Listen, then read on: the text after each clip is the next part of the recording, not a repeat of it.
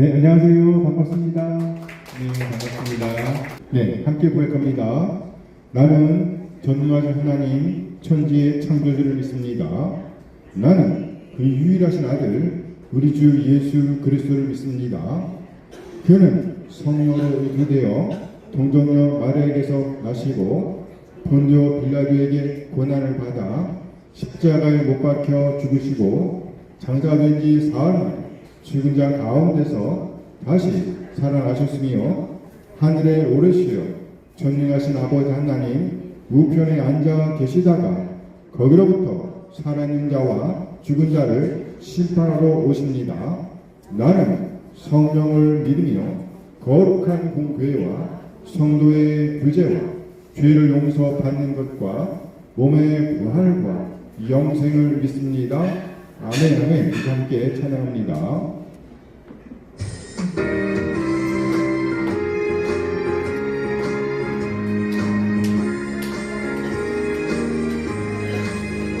우리 원수고 끝나 세상 하나 곳곳에 모든 귀신 걱정 사지루에 주를 뵙고 선동하게 열린 광을 쓰리라. 예루살렘에서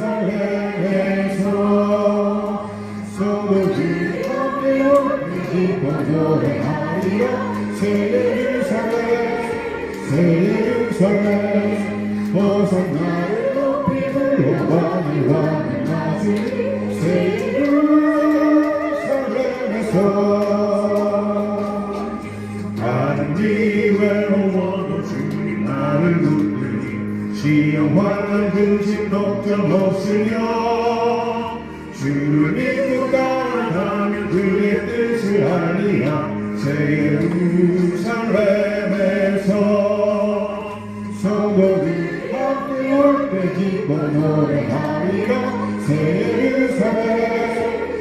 예루살렘 호산나를 높이 불러 왕의 왕을 맞으리. 새 예루살렘에서 내가 세상 작별하고 모든 눈물 거두고 주의 영광 찬양하게 비추네. 나를 구속하신 주를 기쁨으로 외우리. 새 예루살렘에서 성도들이 함께 올 때 기뻐 노래하리라. 새 예루살렘 호산나를 높이 불러 왕의 왕을 맞으리. 새 예루살렘에서 아름다운 그곳에서 구속받은 성도와 사랑하는 주님 만나게 올 때 주의 영광 노래하며 영원토록 살리라. 새 예루살렘에서 성도들이 함께 올 때 기뻐 노래하리라. 새 예루살렘 호산나를 높이 불러 왕의 왕을 맞으리. 새 예루살렘에서 아멘, 아멘. 네, 오늘은요 패하는 것처럼 보인다고 해서 패하는 것은 아닙니다 라는 제목으로 말씀을 나눠보려고 합니다. 패하는 것처럼 보인다고 해서 패하는 것이 아니다. 그래요. 승리하는 것처럼 보일 수 있습니다. 또는 실패하는 것처럼 보일 수가 있습니다. 특히 우리는 얼른 볼 때 악인이 승리하는 것처럼 보일 때가 많습니다. 틀림없이 옳지 않을 때 승승장구합니다. 이기고 이깁니다. 진급하고 또 진급합니다. 돈도 상당히 많이 봅니다. 그리고 또 봅니다. 무서운 불의의 권력을 쥐고 마음대로 휘두르는 것도 보긴 합니다. 반면에 의인은 힘을 쓰지 못하는 것 같습니다. 오름은 설 자리가 없는 것처럼 보일 수 있습니다. 그저 쫓겨다닙니다. 자신만 쫓겨다니는 게 아니죠. 쫓겨다니는 그 자신으로 인해서 주변의 사람들이 상당한 어려움을 맞닥뜨리기도 합니다. 참으로 가슴 아픈 일이 아닐 수가 없습니다. 통일 이스라엘의 왕으로 등극하기 전 다윗이 한때 겪었던 일이기도 합니다. 시편 52편 1절에서 4절까지의 말씀입니다. 다윗의 마시길 인도자를 따라 부르는 노래. 에돔인 도액이 사울에게 이르러 다윗이 아히멜렉의 집에 왔다고 그에게 말하던 때에 포악한 자여 네가 어찌하여 악한 계획을 스스로 자랑하는가. 하나님의 인자하심은 항상 있도다. 네 혀가 심한 악을 꾀하여 날카로운 삭도같이 간사를 행하는도다. 네가 선보다 악을 사랑하며 의를 말함보다 거짓을 사랑하는도다. 간사한 혀여 너는 남을 해치는 모든 말을 좋아하는도다. 시편 52장의 표절을 다시 보겠습니다. 다윗의 마시길 인도자를 따라 부르는 노래. 에돔인 도액이 사울에게 이르러 다윗이 아히멜렉의 집에 왔다고 그에게 말하던 때에, 여기 등장인물을 보면 4명입니다. 첫째로 언급된 사람은 도액입니다. 둘째 사울입니다.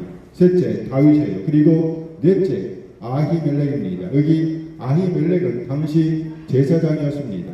이때 다윗은 사울에게 쫓겨다니고 있었어요. 사울은 자신이 쥐고 있던 권력을 빼앗길까봐 노심초사했습니다. 몹시 마음이 불안했으며 아주 초조해하고 있었습니다. 당시 권세를 쥐고 있던 사람은 이스라엘의 왕 사울이었습니다. 그리고 권세를 쥘 가능성이 없이 쫓겨다니는 사람은 다윗이었습니다. 그 중간에서 기회를 노리고 있던 사람이 바로 도액입니다. 누구라고요? 도액.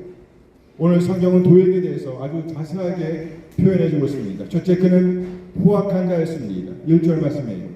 포악한 자여 네가 어찌하여 악한 계획을 스스로 자랑하는가. 하나님의 인자하심은 항상 있도다. 여기 포악하다는 말의 의미는요, 권력자의 반열에 서기 위해서 거침없이 누군가를 희생 제물로 삼을 만큼 권력에 대한 갈망이 아주 강했다는 말이에요.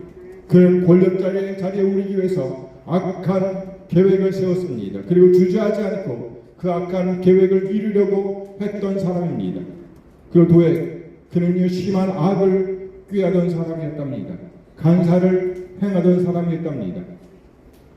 마치 날카로운 면도날처럼 날카롭답니다. 2절 말씀이에요. 네 혀가 심한 악을 꾀하여 날카로운 삭도같이 간사를 행하는구나. 날카로운 삭도같이 아주 예리한 칼 같았다는 말이에요. 순간적으로 상처를 입힐 만큼의 꾀를 가지고 있었다는 말입니다. 칼로 상처를 입어본 사람이라면 날카로운 칼, 면도칼이 얼마나 강력하게 상처를 입힐 수 있는지 알 거예요. 도액이라는 사람이 그랬다는 말입니다. 그래요. 도액은 순간적으로 누군가에게 상처를 주되 아주 심각한 상처를 줄 만큼 그렇게 충만하게 악을 쌓고 있었습니다. 선보다 악을 사랑했으며 진실보다 거짓을 열정적으로 따랐던 사람입니다. 3절 말씀이에요. 네가 선보다 악을 사랑하며 의를 말함보다 거짓을 사랑하는도다. 여기 사랑한다는 말은요, 단순히 좋아하는 정도를 말하는 것이 아니에요. 아주 깊은 애착을 가지고 있었다는 말입니다. 무엇에 대한 애착을 갖고 있었을까요? 권력에 대한 애착이죠. 권력. 그래서 그는 아주 적극적으로 그 길을 쫓아갑니다. 이 당시 아히멜렉과 그의 동료들이 희생 제물이 되었습니다. 다시 오늘 본문의 표절을 보도록 하겠습니다. 다윗의 마시길 인도자를 따라 부르는 노래. 에돔인 도액이 사울에게 이르러 다윗이 아히멜렉의 집에 왔다고 그에게 말하던 때에, 이 사건이 일어난 때는 다윗이 사울을 피해서 제사장 아히멜렉의 집에 갔을 때입니다. 다윗은 도망자로서 그곳에 도착하였습니다. 상당히 배가 고픈 상태였습니다. 그래서 다윗은 제사장 아히멜렉에게 먹을 것 좀 달라고 애원합니다. 이때 아히멜렉이 말하죠. 사무엘상 21장 4절 말씀입니다. 제사장이 다윗에게 대답하이르되 보통 떡은 내 수중에 없으나 거룩한 떡은 있나니 그 소년들이 여자를 가까이만 하지 아니하였으면 주리라 하는지라. 그래요. 제사들이 떡만 있었다는 말입니다. 제사장이 거룩한 떡을 다윗에게 주었습니다. 그때 이 광경을 지켜보던 사람이 있었습니다. 도액입니다. 사무엘상 21장 7절 말씀이에요. 그날에 사울의 신하 한 사람이 여호와 앞에 머물러 있었는데 그는 도액이라 이름하는 에돔 사람이요 사울의 목자장이었더라. 도액은 어디 사람이라고요? 에돔 사람이었어요. 그런데 지금은 사울의 목자장이 되어 있었습니다. 그에게 무슨 일이 있었는지 모르겠으나 에돔 사람이 이스라엘의 공무원이 되어 있었다는 말입니다. 절대로 평범한 일은 아니었다는 말이죠. 이 사람이 이번에는요 사울에게 다윗이 아히멜렉의 집에 다녀간 이야기를 전했습니다.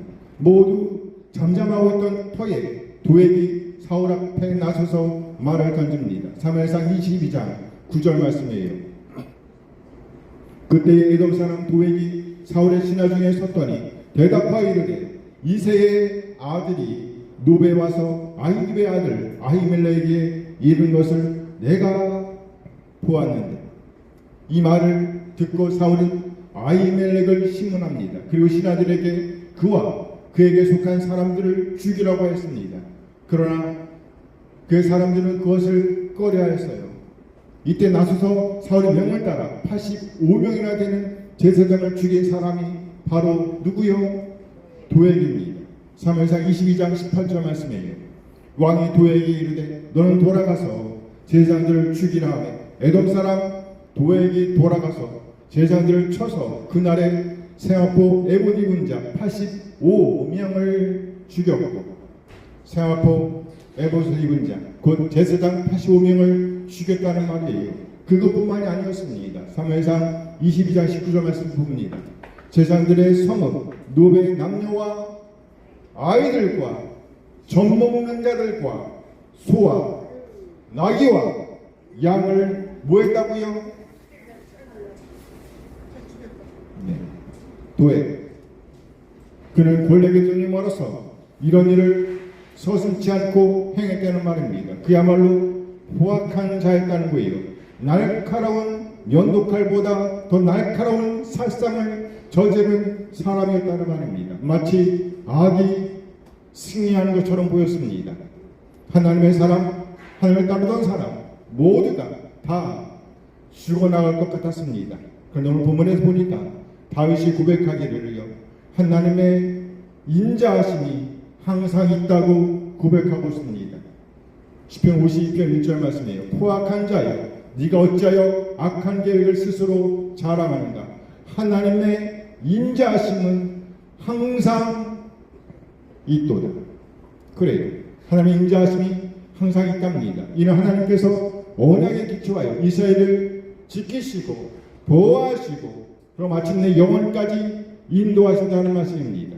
그래요. 이스라엘이 진정으로 하나님의 말씀에 순종하고 그 뜻을 살아내고 있다면 하나님께서 일하실 것이라는 표현인 겁니다.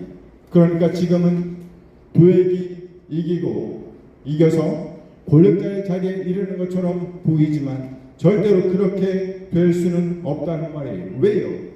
하나님의 언약적 사랑은 결단코 존재하지 않은 때가 없기 때문입니다. 그러니 하나님을 예배하고 하나님과 관계하고 있는 우리는요 비록 지는 것 같고 부패하는 것 같고 점점 더 나약해지는 것 같을지라도 반드시 다시 일어서게 될 것이라는 말입니다.